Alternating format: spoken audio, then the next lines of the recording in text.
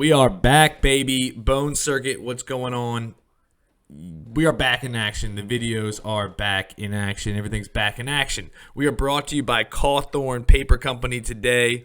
They are the go-to for all of your paper needs. I'm going to put a link in the comment section or whatever that little part is below the video to our boys at Cauthorne Paper and be rocking this lid for the indefinite future. Now, that leads us to the Emilia Romagna Grand Prix, which takes place in a little town called Emilia in Italy.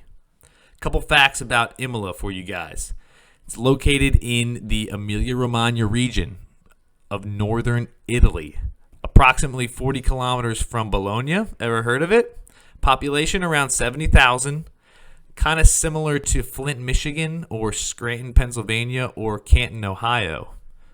Football Hall of Fame. This is just one of those classic old freaking European cities. Was apparently an important center in the Middle Ages. A couple famous landmarks there, a fortress, a cathedral.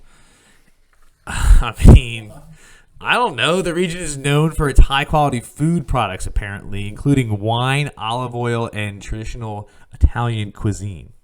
It's apparently a pretty spot. So it could be a cool place. So everyone take your wives to Emilia. And then it's going to have to be in there. I don't know.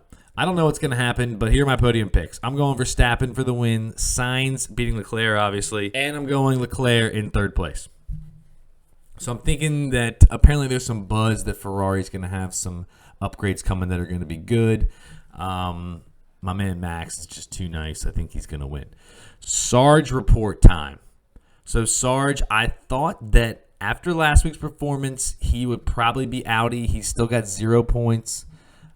And he hasn't really sniffed the points. He got 14th place. It was the best that he's performed so far this year. I don't know. All right, so that leads us to our next little bit about the pointless drivers. We have only 5 pointless drivers left. So we have both the Williamses, Sargent and Albon. We have the 2 Kick Sabre drivers, Valtteri Bottas and Zhou Guanyu. And then we have one of our Alpiners, Pierre Gaz Daddy. Not a freaking point to his name. Oh, well. All right. So, I don't know. I mean, that's probably all we need to look at as far as the race goes. I'm not your dude to sit here and break it down for you, but I am your dude to talk to you about the Bone Circuit. Now, let's get into what's cracking in the Bone Circuit, starting with our fantasy standings.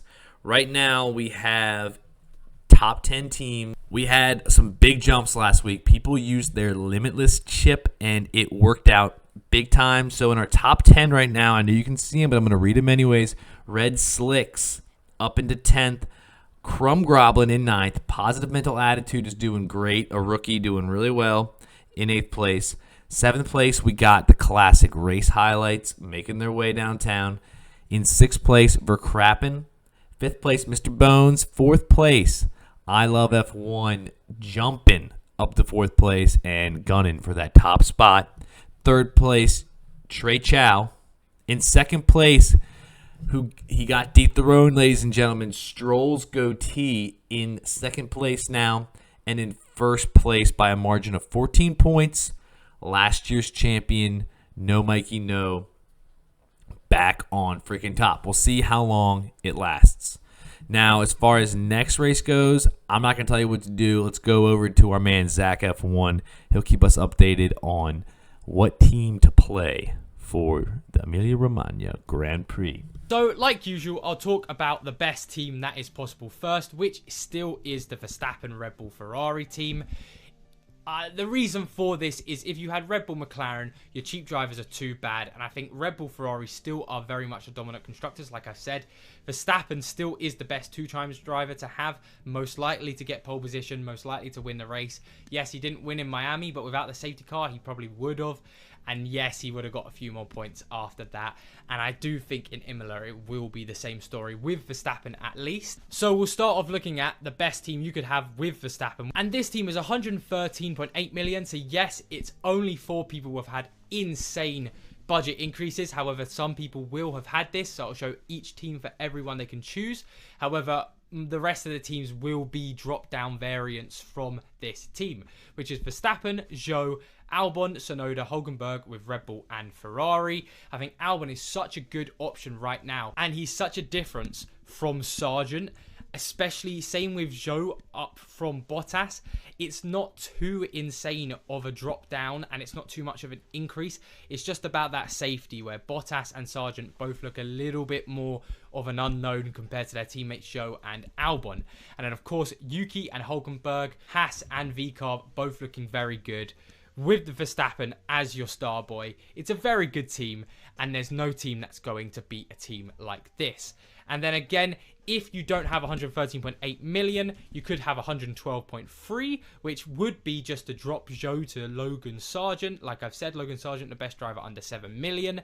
Then if you need more value, drop Albon to Zhou. Then if you need more value, drop Zhou to Bottas. And then finally, if you need more value than that to get down to 109.6 million, drop down Tsunoda to Alex Albon. Now, the minimum team you could have with Verstappen is 109.1 million with Red Bull and Ferrari. However, if you get to these lower costing teams for Verstappen, you are running the risk of having double Williams, double Sauber, which is a very difficult team to have. However, I still think even the lowest team of then dropping Albon to Zhou for 109.1 million is still better than Perez, Leclerc, Sainz, Norris, Piastri-led teams, or the McLaren and Ferrari-led teams, which I will explain soon. However, we also have the alt Verstappen teams, which is Red Bull and Ferrari still. However, it will have Logan Sargent, Bottas and Zhou with Stroll and Verstappen. Now, talking about the McLaren Ferrari teams, the most expensive McLaren Ferrari team I would go for is 113.2 million. And I mean, just look at that team. It looks really good. And it also does look very colourful, which kind of helps its case. This team consists of Verstappen and Alonso with McLaren and Ferrari. I mean, just how tantalising does that sound? You have to have a lot of budget, which obviously a lot of people don't have. But if you have this amount of budget, I would highly recommend for going something like this, because Alonso in Aston Martin should be pretty good this weekend. Yes, he's above that 15 million budget, so it's very much a points team. However, Verstappen, Alonso, Sargent, Bottas, Zhou, insane team. And I don't think McLaren down to Red Bull is that much of a drop. We'll see in Imola if it is that much of a drop this weekend, because in last weekend in Miami, McLaren got quite unlucky, and McLaren should have actually been the top scoring constructor. So it's a very interesting team, and definitely not one to scoff at. Now, you also have different variations of the McLaren Ferrari team where you don't use Verstappen. And for me, that's basically where you use Piastri and Sainz instead. And like I said, the main talking points of this team is obviously having Oscar Piastri and Carlos Sainz. Now, you could increase them if you have more money to play around with. I would increase Sainz to a Leclerc if you have more money, or potentially a Piastri to a Norris. However, you need to have quite a bit more money to have this. However, it's such a good drop-down system for anyone who loves this sort of layout. Of course, just drop your cheaper drivers down. So if you don't have enough money for 110.3 million, but you have 108.9 million, you can drop Hulkenberg to Bottas. Of course, it's quite a significant drop in points. Then if you need a bit more money, you have Yuki Tsunoda down to Magnussen for 108.1 million. And then if you need more money, you can drop down to Hulkenberg from Magnussen, or even further to Zhou at 107.1 million as the full team.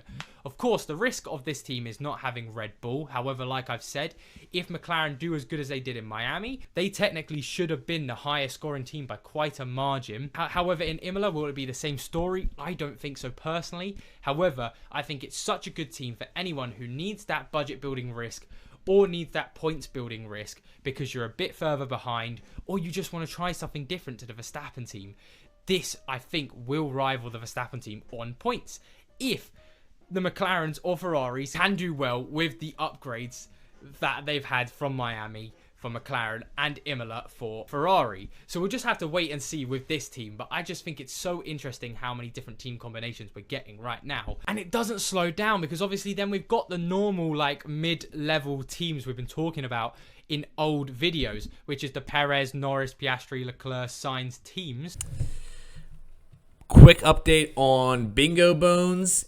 We are looking like it's going to be tough to get bingo this year. We have maybe only 3 options, maybe 4 options. That's where we're at. So you have that perfect pick. I know this is kind of one of those tough games, and it's really a tough one. But we're trudging on, and the best that anyone's done is 6 out of 20. We're trying to get 20 out of 20 right. It's not that hard. It's not that hard. Maybe we can get it by the end of the season. Who knows? I don't know. Triple threat battle. Ladies and gentlemen, I know we're all tuned in to the battle that is between Mar-a-Lago, Flenny Bones, and Red Car Go Fast Vroom. You won't see any of these teams in the top 10. You'll see them battling down there in the bottom of the table, but they are fighting hard, and that's what matters. So right now, Mar-a-Lago has 4 wins to his name. Flenny Bones has 3 after a win last week, and Red Cargo Fast Vroom has not had a winning team. He's not beaten the other 2 teams yet this season. I'm hoping he will, Listen to Zach F1. He'll tell you what to do. Last but not least, ladies and gentlemen, you know what time it is. Time to talk about the Bones Challenge. Top 10 teams here. You ready? I know you can see them, but I'm going to read them out anyways. We got a freaking battle between Race Highlights and Checo Me Out. They're in 10th and 9th. They're not too far behind. It's a long season. They are really battling. We got I Love F1 and No Mikey No tied in 8th and 7th place. Another battle. Turtle in the Hair is the hair when it comes to the Bones Challenge. They are up there in what looks to be 6th place. Now we have a tie for 3rd place. We got Crumb Groblin. We got Stroll's Goatee. And we got the guy who was late to the game, Bones Exclusive, tied for 3rd. In 2nd place, we have last year's Bones Challenge winner for Crappin'. They are hungry, and they are coming for the top spot, which is held by yours truly, Mr. Bones. I am up top in the Bones Challenge, and I shall remain till the end of time at the top. So that is all we got for the Emilia Romagna Grand Prix. It's going to be a longer episode than usual because we've missed 2 of them, and you guys have missed it. Podium picks, back to that. Circle back. Podium picks, I want you to comment below for the $1 Podium Pick Challenge. If you get the podium correct, $1 coming your way, courtesy of LennyBones.com. Over and out. Bye.